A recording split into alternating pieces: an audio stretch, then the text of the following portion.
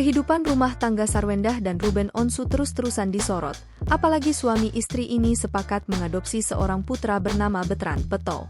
Betran Peto pun kini tumbuh sebagai anak yang pintar dan memiliki bakat menyanyi yang mumpuni. Tak ahyal membuat Ruben dan Sarwendah bangga atas bakat anaknya itu.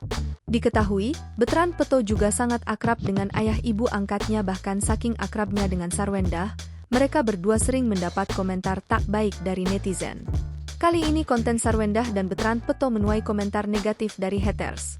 Dilansir dari akun Instagram Lambedanu, 13 Mei 2024, Sarwendah tampak membalas pesan haters dan memberi ancaman. Sarwendah mengungkap sudah menghubungi kuasa hukumnya atas komentar haters tersebut.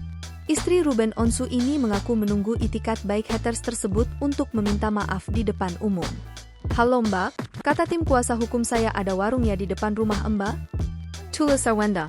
"Ditunggu itikat baiknya ya, ngatain di depan umum, minta maaf pun di depan umum," sambungnya. Netizen pun memberikan komentar atas unggahan ini.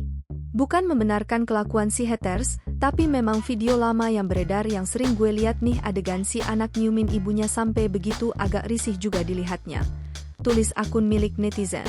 "Panik nggak? Paniklah masa enggak," tulis akun netizen lainnya.